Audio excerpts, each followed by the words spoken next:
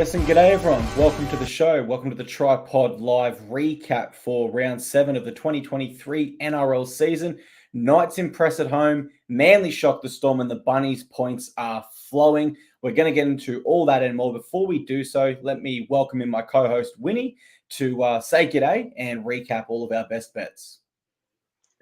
Yeah, and it's not really a great weekend to be recapping them, mate, because I had 3 losing best bets of the weekend. So to be honest with you, I'm a bit battered and bruised and a bit upset. And look, we face the music regardless every Sunday, and I don't need pats on the back to make me feel better. At the end of the day, I'll certainly accept praise when we get some winners. And it wasn't all doom and gloom. We had a nice same gamer win on Friday night. But I'll also accept the criticism when I get it wrong, and I'll take your feedback, including like one of my best bets. You actually liked the other side. You were correct with Cronulla, but from other people too, if they think they could see what I've done wrong. I think the 3 losing best bets we had, we did have one winner with Parramatta that won really well. Look, all 3 had their chance, but that's not to make an excuse. I think what went wrong was I went against 3 teams that were in a position for a strong performance, and that was Cronulla off the bye at home. Who else did I fade? New Zealand back home after a couple on the road, and Brisbane off a loss. And although I think the teams I took, I had my reasons. We'll get into it game by game, what went wrong. And boy, there were some horror moments there. When you go against a team that's in a good position to succeed, sometimes that's going to hurt you. And it hurt me this weekend, so I've got to do better in the future. And certainly on a basis of consistency, right? Like you can't expect to win every single round. That's the nature of the sport we all love.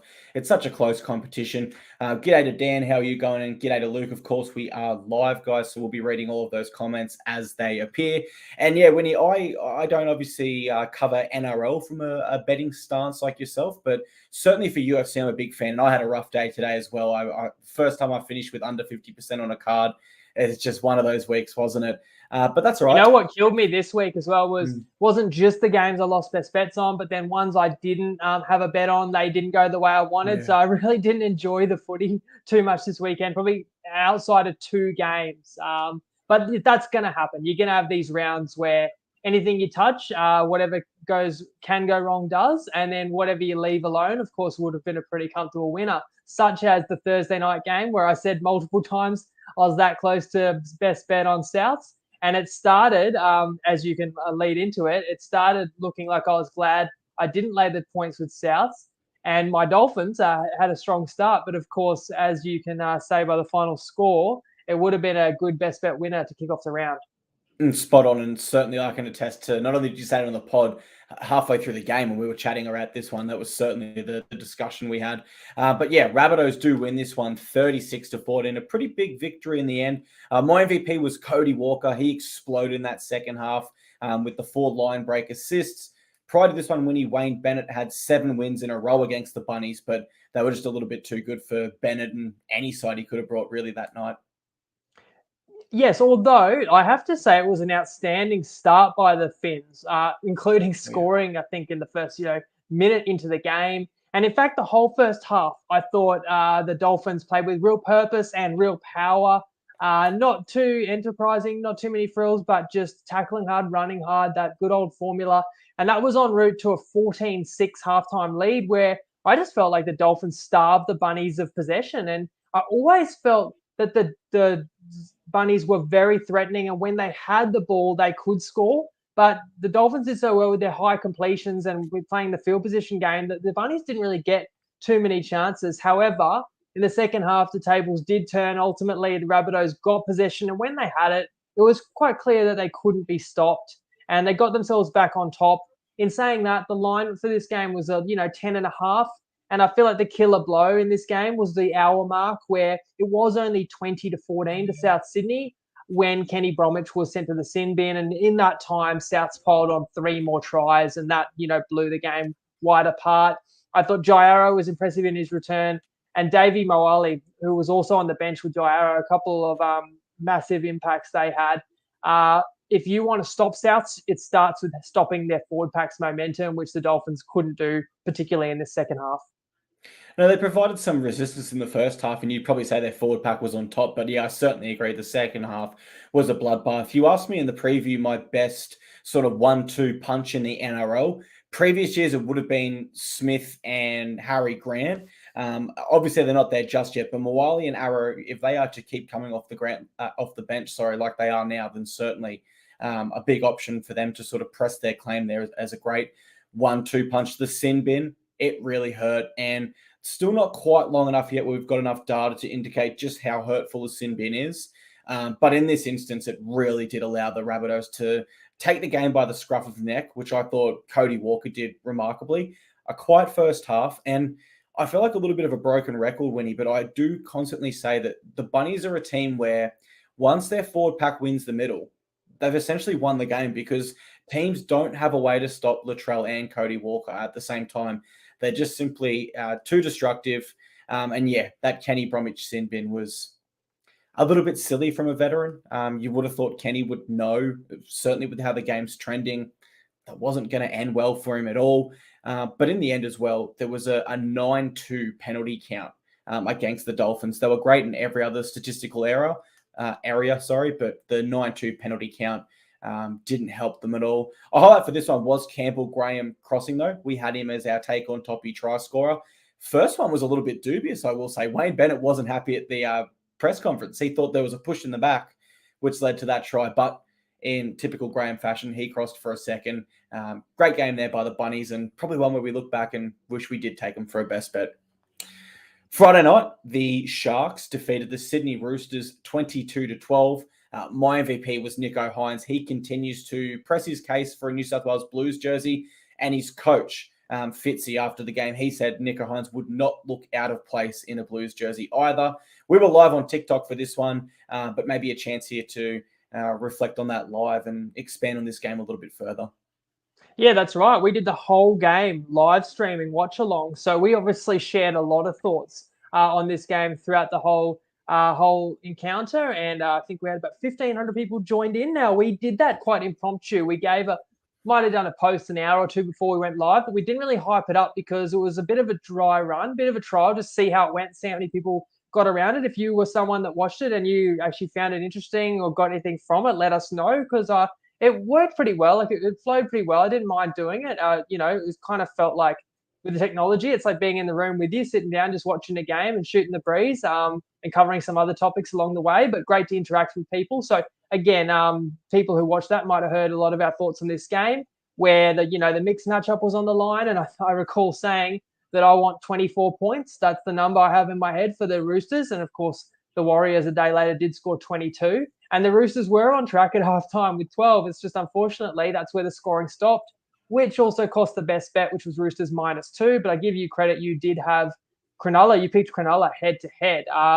Now, look, the headline of this game is probably the sin bins, but two of them are in the final 5 minutes. I feel like the game was kind of won before then with a piece of Nicho Hynes' brilliance. So, he's a big storyline, and he's probably the man of the match of this one. He breaks the 12-all deadlock. It was anybody's game before that. And I actually thought the Roosters did very well for most of the game, overcoming what was a lopsided penalty count all night. They had a sin bin, somewhat questionable, the dreaded hip drop in the first half, but the Roosters overcame that and took a lead into the break, 12-8. And I thought that the Roosters would win the arm wrestle in the middle of the field, and I actually still come away from this believing they did. I thought some of the best forwards on the park were Lindsay Collins, Brandon Smith before he was sin bin. I just think the Roosters missed their mark here with fifth tackle options. Just never were able to build pressure because they could not get anything good to happen from a kick all night, and they had a really persistent game plan. Every set, no matter where they got to, even if they're 15 metres out, you can grub her in behind the line. No, it was a bomb to the left wing, where, to be fair, you got Tupou and you got Swaliti out there. But the Sharks diffused damn near every single one all night. I think the Sharks finally dropped one only with a couple of minutes to go. But basically, that option just didn't work. And that didn't allow the Roosters, as I say, to build enough pressure to get fatigue into the Sharkies. And it was quite a stop-start game, and all those penalties didn't help. And therefore, the Roosters couldn't put on enough points to win this one and couldn't execute. And I go back to my critique of my bet. You could see how much it meant to the Sharkies to shake off that bad performance against New Zealand. They really wanted to make amends. And they did not give the Roosters many opportunities all night. Nicho kicked really well. and allowed them to make the Roosters work for their yardage. And one other final point: it is a game of fine margins when you consider Mulatalo's the only try scorer in the second half that levels the scores. He stays in by a centimetre, while Lindsay Collins comes as close as you can get to scoring. If you ask me, probably did get it down, and that would have actually put the Roosters in front by 2. So that's how it goes in these close games. And if you lose a close game and your bet was -2, I'm not going to cry as if it should have won. Just wasn't a good enough tip, and it was a tough win by the Sharks at home. Well, I've got to start on the kicko. Can you imagine a Nico Hines cross Viliami kick out? Nico Hines with the Viliami hair. That would be a dangerous man to stop in rugby league. The kicking game for the Roosters, that was a key topic throughout our live stream, where there was really no plan B. Plan A wasn't working, and there was no attempt to look down a different path there. And in the end, it was just simply not good enough. The fact they were able to overcome that penalty count and be in the game, let alone ahead, was simply remarkable. And this might sound a little bit strange, but I still think the Roosters are a very good football side, despite the fact they've lost the past 2 weeks, because it's only little areas of their games that are letting them down. There's not huge glaring holes into their whole setup where we're questioning selections, questioning if they've got the depth or the right players. They've got it all. They just need to add some polish to certain areas, and I think the Roosters will be absolutely fine. I do think realistically they were in this game up until the 75th minute mark. They were still only 6 points down at that point. So it's not all doom and gloom. 4 points down. So they were a chance to actually score and go ahead like my Titans did against the Dragons the week previous. If Collins' try was awarded, they would have been up to. And up until that moment where Brandon Smith put the high shot in and got sin bin. Yeah. Absolutely. It was the Brandon Smith sin bin that was costly. I think the Victor Radley one will be discussed a little bit more because it now makes him the most sin bin player in NRL history. The stats for this game, though, I go straight away to the Chooks had more post-contact meters, indicating to me they were doing quite well in the middle. But the Sharks had 400 plus more meters, and that was through an 8-3 line break count. So they had a few more opportunities there, mainly through that man we discussed, Nico Hines. But the 14-4 penalty count as well. I think it was as high as 8-0, or was it 7-0 at one stage? Yeah, that's right. They had the first 7 or 8 in the game, yeah. Yeah, I think to sum up this game, I won't claim the tip too hard because in the previous show, I didn't sell it with any great confidence. I said I think Sharks, but, it's not fair of me to turn around here and go, I picked the upset because I was very dubious with that pick altogether. We move on you did well, mate. Don't sell yourself short, including the very next game. Yeah, well, this one was one that I was honestly shocked when you told me Manly were $2.50 odds. I thought they should have been bigger, but I was still happy to tip them on the basis of upsets that we've seen. Every single round this year, there's been one key upset. I think you can single this one out for round 7. But yeah, the Manly Seagulls do get the job done 18-8 over their rivals, the Melbourne Storm. My MVP was their skipper, Daly Cherry Evans-Winnie, and he is the only player from both sides that played in the original Battle of Brookie, which had some huge hits and fights. Some pretty big hits on display in this one also.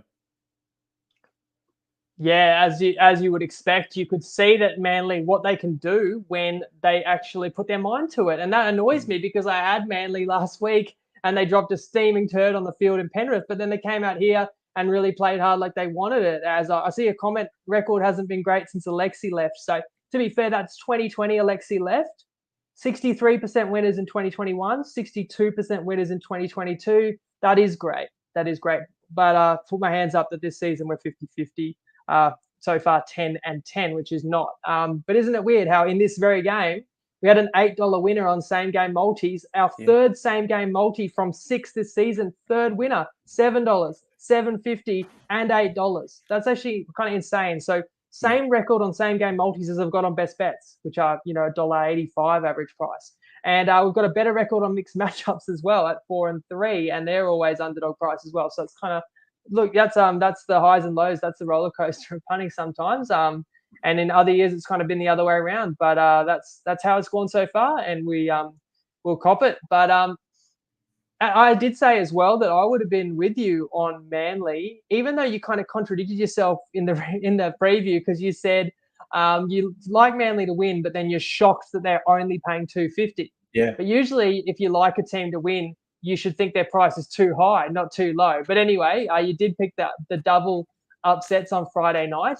And look, I said I would be on Manly if I knew Tom would be himself, which I wasn't sure about. But he did have a strong game. He did score the opening try. He was in my same game multi because I figured he needs to play a part for Manly to make this a good game. And funny, not only have I picked a bunch of try scorers in these same games, they seem to always score the first one as well, which is nice because then you're not sweating that leg, which is sometimes the toughest one to jag. There was barely any points in this game. Well, that was great because my same game I had under 42.5. And really the only leg that was in doubt was either team by 1-14 because Manly put it on the Storm all night. They played physical. They played like it meant something to them at Brookie, and they did take the rivalry seriously. And especially when Olam was sent to the bin with 20 to go, the Storm had to do a lot of work in that second half. And I was just worried the Storm may fold up in the end. But after Croker extended the lead by 10 points with about 10 to go, there were no more points in this game. I think there's some longer-term ramifications out of this one, or observations. Like Manly shows they are a top 8 caliber footy side when they're all pulling together. And Melbourne reminds us they are still missing a couple of their key troops. Yeah, Melbourne were close, but not close enough in this one, which was surprising because they were very good the week previous. And I will say, although I've definitely contradicted myself with those comments, I was more looking at it from the value perspective where I thought Storm would win, but I'm happy to take Manly if they're a good price. And I sort of based my tip around that. Didn't think the price would be. You thought the price should be higher than $3. Mate, so then I thought the price was going to be up to $4 because I remember in the preview pod you said to me you kind then of added $2.50 wouldn't be value if you think like it should be a lot higher. That's what I'm saying. So I don't know. You kind of Jedi mind tricked me with how you picked that, but look, you were dead on. Yeah. Well, I mean, you just look at where these two teams were 1 week previous, right? One got smashed by 40. The other got a great win over a tough Roosters side. So I didn't look at the odds before I made the tip, but in my head, Manly were up around the $4 mark, if I'm being absolutely honest. So I was very shocked they were at that price. But physically, Manly shocked me. They were muscling up hard in the middle, and there was a direct game plan here to really upset the Melbourne Storm. And when the Storm tried to retaliate and match that physicality with the Seagulls, they did it in a way that was illegal with the 2 late cheap shots on Cherry Evans through Olam and Kamakamitha. Both men subsequently sin bin. That hurts a lot. You just can't do it. The Seagulls got on top of them, and the Melbourne Storm, in an attempt to get one back, went too far. And in the end, Manly get the last laugh there. You mentioned Turbo. I thought he was good without being great, Winnie, but I think that's a positive for the Seagulls because it's sort of building that they can remove this over-reliance on Turbo where he's sort of make or break with or without him. He had the try. He had 2 tackle breaks up to 200 meters. Let's just say it was a great game by any other fullback standards, right? But we just expect that extra level from Tom. Maybe too much movement in the Storm spine. And so I had a question for you. If Manny's unavailable for another week, do you persist with Munster at fullback, or do you say there's just too much movement going on here? Let's get him back in the halves with Hughes. No, I'd stick with the spine they had. I think just the style of game that it was, no outside backs really shone because it was an absolute grind and, it didn't seem like there was much flow or much space for anybody to operate in. So nobody really had super impressive stats or really shone in this one. It was more so, one up front. Great call. I like it. He's still 10 out of 13 in his last games at fullback. And I was watching this game with my father-in-law. He got a call out and he came back and he goes, how is there that much time left? And I said, mate, this game has been so stop-start. You would not believe it, which, as you say, doesn't lead to favourable attacking conditions for the backs. But I will go to the Storm forward pack. They only had one forward in their whole team, being Christian Welch, that went over 100 metres starting. On the flip side, I think rule out Tuolangi because he was injured early. That leaves only Gerbo, Jake Trbojevic for Seagulls that didn't go over 100. I think those stats there really paint the picture that Manly's forward pack, they just got it up over the Storm, as simple as that. Saturday, 3 p.m, it was the Warriors versus the Cowboys. The Warriors defeat the Cowboys 22-14. My MVP was Sean Johnson, 2 try assists. Personally, I think he's been the best halfback this season. And this was a tough one to pick, wasn't it, Winnie? I think it was a pick 'em in terms of Lions. And I think we both went Cowboys on this one. So a bit of a disappointing result in the end. We did. As good as Johnson have been, you got me thinking best halfback. That's a big call because you got Nico Hines. I guess Nico missed the first 3. But I think the Warriors, I don't have the ladder in front of me. The Warriors might be 3rd And so the two teams above them have pretty good halfbacks as well in Brisbane and Penrith, not to take away from SJ. And I love seeing him do his thing in a Warriors jersey, although I didn't love it this week because I had another best bet. And look, first of all, Warriors deserve to win. So part of the reason we don't win the best bet is because I underestimated New Zealand. Yet again, they had spine members out. I thought they would struggle a little bit, but boy, they are resilient. And at home, they were spirited and they built this win off the back of defense. But obviously, as you can see, they did find 22 points in this one. The best bet was only a halftime bet, Cowboys to not be losing. So a draw or Cowboys in front. And the Cowboys, for what it's worth, had significantly more possession, more completions, more meters, but it's kind of their fault too. They couldn't do enough with it. We've talked about this. They're lacking that execution, that spark. Nane was back this week, but he doesn't look as deadly as the player that burst on the scene last year, had nearly 20 tries, 1 rep jerseys. Taulagi was back. He did score 1, but he spilled another one over the line, which half you think he did that in, of course, the first half, where the Cowboys were wasteful. And I'm not going to lie, this was a painful loss because if you didn't see what happened and maybe you didn't see my reaction on social media, I actually happened to record myself live, which was probably tempting fate just because I could see the best bet was coming down to the wire. Mm-hmm. So I thought I'm just going to record. People say that they love seeing the reaction stuff. So sitting alone, recording myself, thinking that I was recording, celebrating a win because the Cowboys did score with about 2 minutes to go in the half. So line up a conversion for 10-all with a minute to go in the half, which is fine. You got plus half a point. Holmes is one of the best kickers in the comp, albeit there was a fair bit of swirling wind at Mount Smart. He missed the first one, so I felt like he'd correct for the second kick. If you didn't see my reaction, he corrected perfectly. It went straight down the middle. The only problem was he kicked it so high in that wind, it actually dropped under the crossbar to my shock, dismay, and terror. And it was unbeknownst to even Vossi commentating. He just says 10-all. And then at about 30 seconds later, when it was half time, I could see Vossi was confused. He says, and it's New Zealand and the Cowboys in a tight one. He couldn't even understand why the score didn't move from 10-8. That is brutal. That's like a phantom conversion. If you have a look, if you want to, and relive it on the social media. But it's like we just lost 3 straight best bets. You get here, you make that kick, and you're 55% for the season, which isn't great, but it's pretty solid. You get that one ripped away. It's 1 less win. It's 1 more loss. And we're sitting here at 10-10. And you feel like you do all that hard work and you're 10-10. Could have just flipped a coin. But that's just the way it goes. And as I say, look, let's get back to the winners here. Well done to New Zealand because they came out second half. They were stronger as well, even after the Cowboys did score the first try of the second half. And I thought this was another one where the outside backs didn't really shine. I thought it was the middles. Tohu Harris returned and played really well, as did the 2 starting props, Tavanga and Adam Fanua-Blake, laid the platform. And Warriors do move to 2-0 over the Cowboys this year. I've got to start with Blake because you guys know you're up in my self-confidence here with these comments regarding the old gaming headset. Right here, AirPods. We tried to get the technology to work. We couldn't get it to work. And Andy's given me a spray as well. Fair enough. But yeah, halftime winning. I do this thing where before I post the scores, I read out the caption with whoever I'm watching the game with. I had it as 10-all, and my caption was scores are all locked in New Zealand. And someone goes, no. And I was like, what do you mean? And I looked up and I was like, oh my God, he missed that kick. I could have swore I saw that go over. I had people DMing me saying what happened. It was tied, and people who were genuinely confused. So like it was bizarre and like it was cruel. I'd like to say that it evens out over 9 years of punting and nearly 5,000 best bets, but I've never won one like that. I'll tell you that. And it is going to leave a mark. I'll be dead honest about that. Yeah, it's certainly the most upsetting of ways to go out. Love Jeremy's comment there regarding Mount Smart being worth a couple of points. Warriors are now 4 out of 5 of their last games in New Zealand, building a very good home base over there. I love it. But I am kicking myself with this tip, Winnie, because I took the Warriors in Townsville, and so it makes sense for me to take the Warriors at home, right? Maybe I read into the Tamati Martin and Wade Egan losses a little bit too much. But I also did say, I think Cowboys will win this game. I think they'll learn from their mistakes, but I do like this New Zealand side and their potential this year much more than I like the Cowboys. And I have to really put an exclamation mark on that after this game because the Warriors moved to 2-0.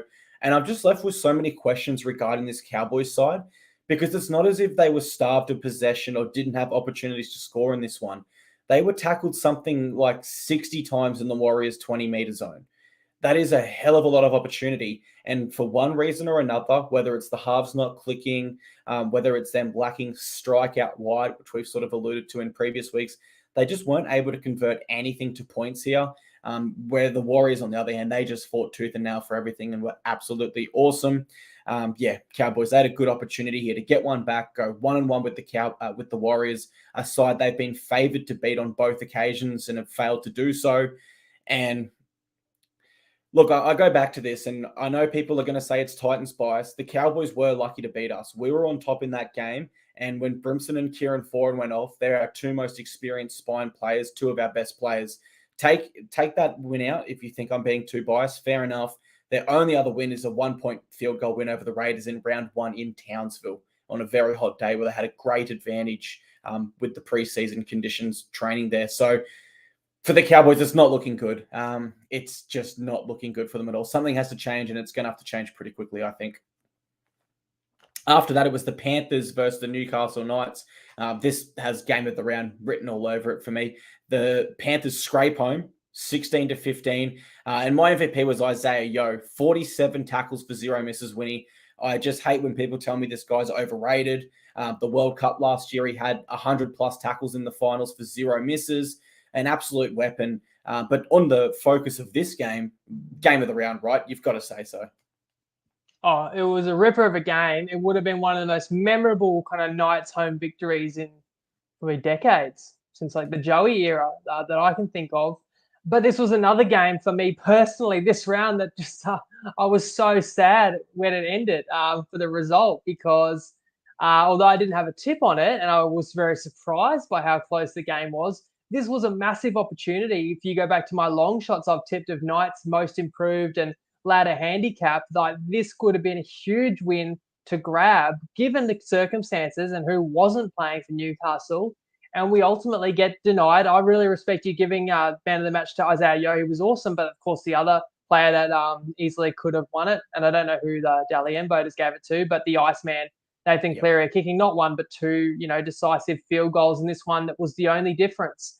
And I hate to say it, but that's now 2 games in the last 3 weeks where nobody gave the Knights a hope. They're double-digit underdogs, and they could have won them both if they had a better goal kicker.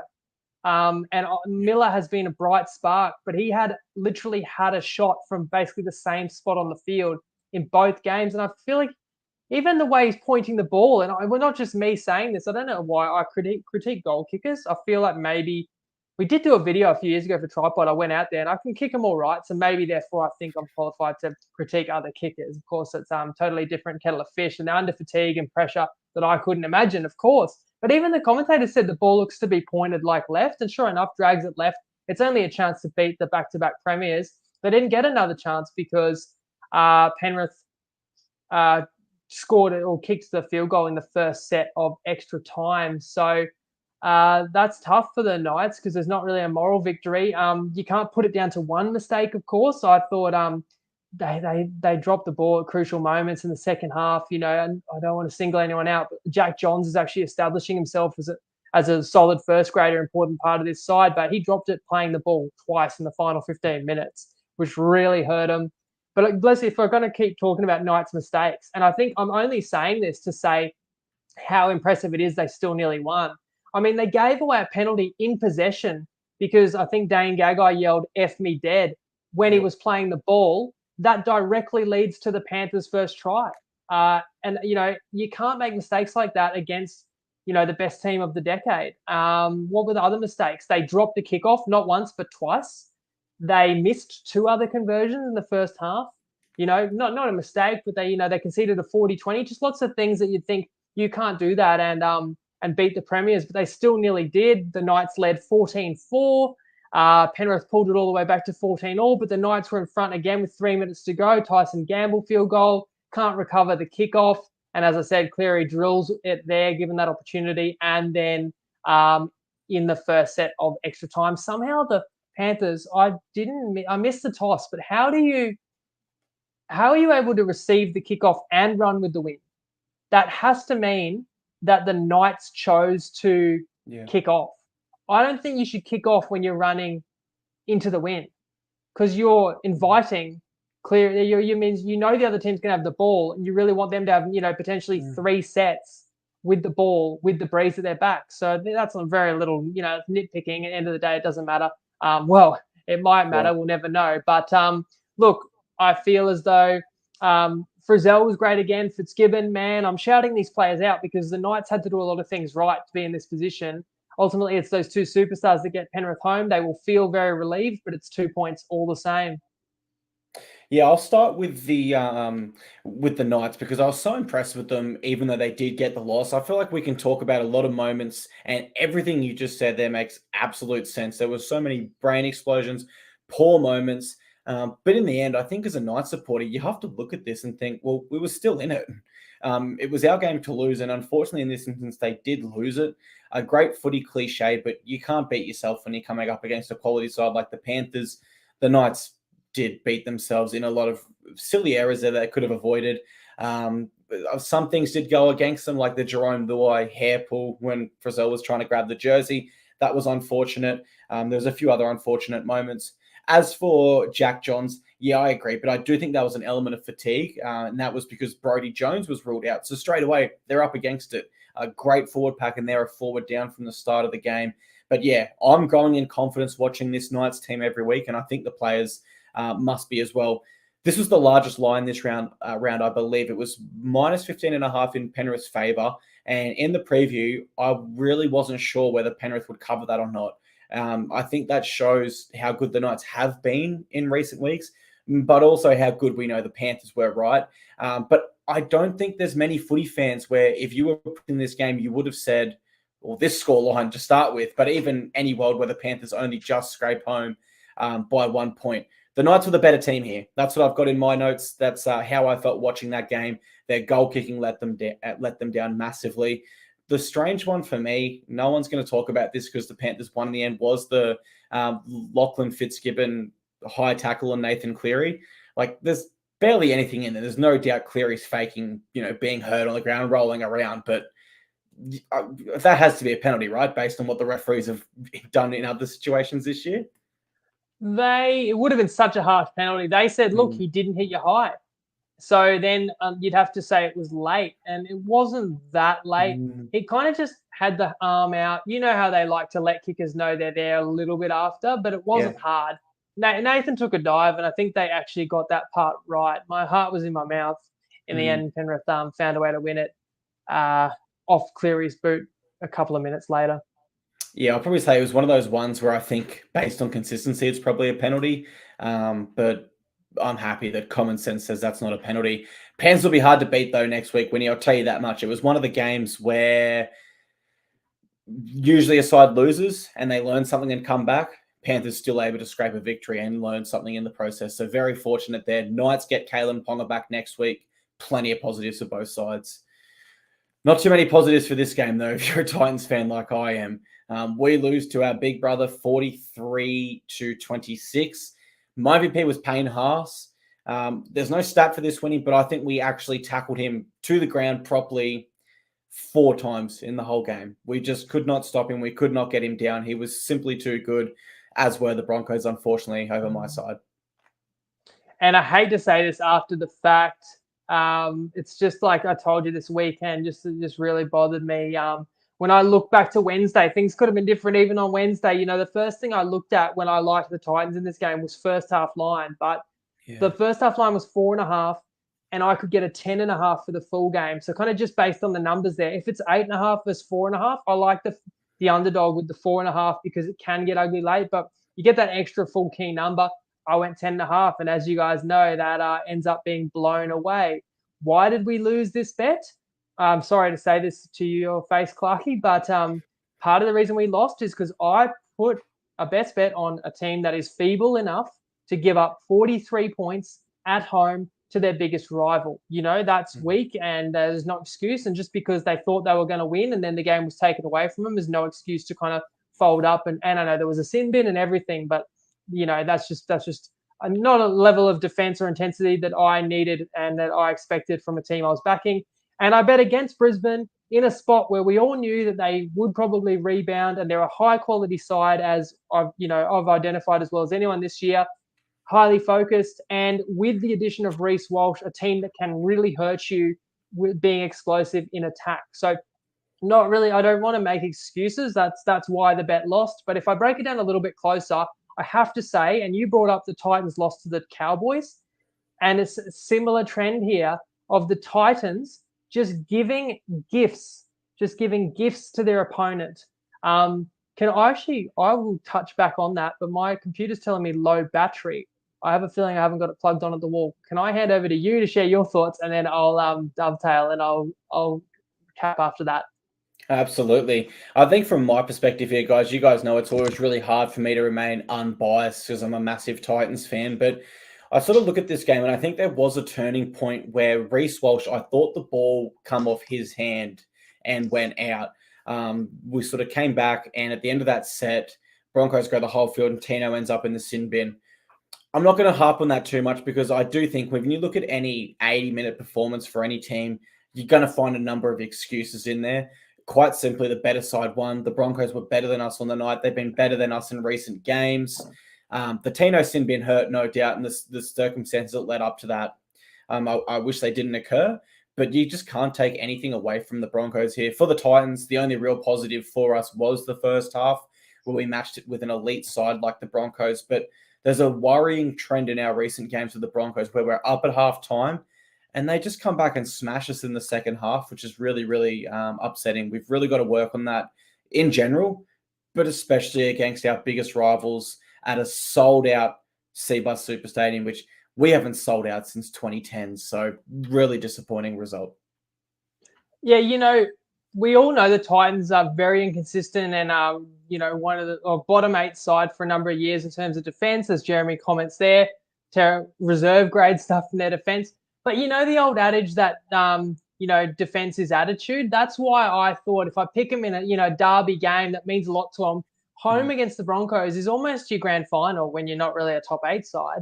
That you should at least get the best effort from a poor defensive side. But the tale of the tape is obviously it was not the Titans' best effort, which is disappointing. So I mentioned gifts. So what am I talking about? Look, that first Broncos try, I don't think Ricky's going to get across the line, except Kelly decides to smash him and smashes him into the in goal. So he breaks the tackles and lands on the try line. That's the Broncos' first try. What's their second try? The final play of the first half, a charge down kick when the Titans were on the attack and they went for an early kick in behind. It's charged down. Herbie Farnworth takes it back the distance. The Broncos scored again the very set after charging down another kick and also scored off an intercept. So these are the gifts I'm talking about that you just can't win if you're going to, give this much to your opponent. But then credit to Brisbane because although they were behind, down 14-6, losing in the second half, they kept composed. And as I said before, there was a moment where this game really turned my stomach as well. It was only, I want to say 20-14 to Brisbane. So it was only a 6-point game. So I'm not saying the Titans were going to win from there, but they still believed, and the plus 10.5's in the balance. And the Broncos put a bomb up in the corner. And I thought Reece Walsh got to it first and spiked it over the sideline. They called knock on against Sammy. Okay, well, it's only the difference between a 7-tackle set or a dropout.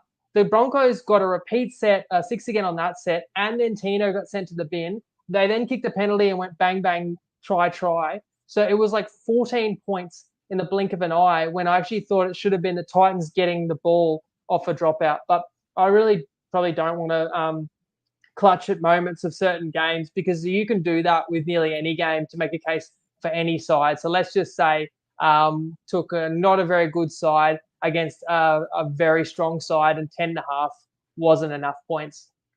What upset me the most is the logic you said, getting up for big games. We did that against the Storm earlier this year. We couldn't do it again, which is really disappointing on the basis of any consistency there. But let me ask you one more thing, though. Did you think you had a chance to win? I was watching it thinking, Clarkie'd be getting excited here. And someone commented, Faraz said, not going to lie, I was shaking at 14-6. That's the crazy thing. It actually felt like the upset was on. The Titans looked so up for it. But the disappointing thing, and again, you can't say it's bad luck. Bad teams make crucial mistakes more often. Good teams do amazing things more often. It was just shocking or alarming the way that the tide turned so rapidly. You got to be tougher than that when things don't go your way. You got to have that still about you. Like the Knights side have shown us, like the Warriors have shown us, all these sides that are improving, they've shown us that edge in defense, that steel, which the Titans haven't quite done yet. Disappointing to see our fans blame the referees post-game as well. Quite simply, the better side won in this one. But yes, I did think we were on winning. I had no voice at halftime. I was very excited. I grabbed a coffee to keep that energy, and I was, really. The energy died off pretty quickly in that second half. I was super, super disappointed. We moved to the Sunday Arvo games. It's the Raiders versus the Dragons. The Raiders won this one 22-14. My MVP was Corey Horsburgh in the middle. I don't have too much to really reflect on this game, Winnie. I think it was a bit of a boring one. Am I being too critical in that assessment? Oh, it wasn't. No, it was not a high quality game, and I don't think the Raiders did much. I think they're pretty lucky to escape with a win. It's another one that annoys me. I look at the game. The line was 6.5 everywhere. I think that feels about right. When we did the pod on Wednesday, you said the line was 5.5. I looked and said, "Oh, that has just changed." 5.5 is a different story. If I'd had that before the game, but anyway, I could have been on the Raiders. But you know what? I watched this game this afternoon. I don't think they should have covered that line. They were at home. They had their stars back. The Dragons completed 60%. At times, they looked like they didn't want the ball and were finding ways to get rid of it. And it still ended up 3 tries each. But your mate, Zach Lomax, couldn't kick a single conversion. There were no tries in the first 38 minutes of this one as well. So points were really important. And look, I hate to be so cruel, and people can comment if there are any Dragons fans out there. As someone I know who is a Dragons fan, Blanchie says a decade of misery. The thought went across my mind, I would hate to be a Dragons supporter. I was watching this going, they are trying not to win with some of the mistakes they're making. I mean, I'm not saying that everything went the Raiders' way in this game, but every time St. George had a good opportunity in this game, they'd make a crucial mistake. I mean, when they were down 14-10 with still a chance to win the game, they get stripped 1-on-1, and it's a breakaway try for Hudson Young. I mean, that's a brutal mistake. That was about the 5th time the Dragons got stripped 1-on-1. I feel like that's something that takes you by surprise.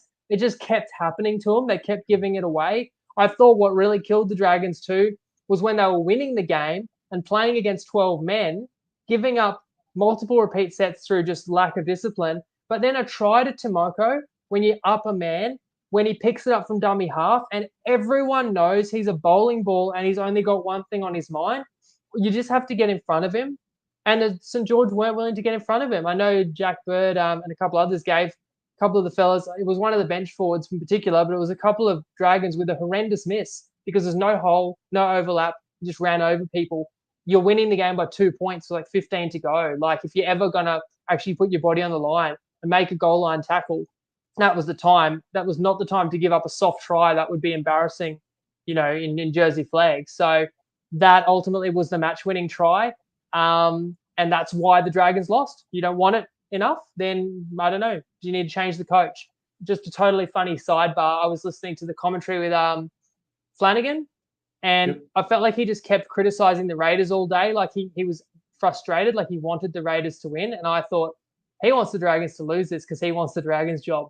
That's just what came across my mind. I don't have any inside information. But if I can give any positives for the Raiders, Seb Chris, he's not a natural fullback, but boy, he gives it his all. His work rate is really high, as is Corey Horsburgh. Not a typical 13 in the modern game, but an absolute handful in the middle there. So you already said you didn't really enjoy this game, Clarkey. There were certainly better offerings this weekend. Am I being cruel? Did the Raiders win this, or did the Dragons lose it? A little bit of both, but from neither side here, you don't walk away with positives. If you walk away with the Dragons, it's another loss, and it's kind of, there's just still so many question marks. And if you walk away as the Raiders, you think, how did we beat the Broncos at Suncorp and then, rely on the Raiders to stuff up here for us to beat them in front of our home fans? I will say in Lomax's defense, it was super windy in Canberra today. I live about half an hour from the stadium. And when Fox League did their pregame, they said it's a warm, sunny afternoon here in Canberra. It was not. It was like drizzling rain, super windy, typical crappy Canberra conditions. So in Lomax defense, goal kicking was really tough today. On the Scoots, it just comes down to footy IQ. You just have to know your opponent. You have to know that he hasn't looked left, he hasn't looked right, he's not thinking to pass here, and call in the numbers. Really basic stuff, but I suppose the fatigue of the NRL is where the difficulty comes in there. On the Shane Flanagan point, really interesting one because the Dragons board is split in two. There's the Illawarra Steelers and there's the St. George Dragons component. And every 3 years, it swaps back and forth. So one board will consist of members from one side, then it will consist of the CEO and the others from the other. At the moment, it sits with Illawarra, I believe, set to switch over next year, which is why it's just so awkward from the top level. So you're telling me it's like presidential terms sort of thing? They have the Like, very strange setup. And one side loves Flanagan, and apparently the other side's not so keen on him. He was an assistant coach there for the past 2 years, so they have had a good look at him and some of his insights. But yeah, easily the worst game of the round, unfortunately, for fans of both sides. I wrote that in my notes before the next one had even kicked off. That's how confident I was.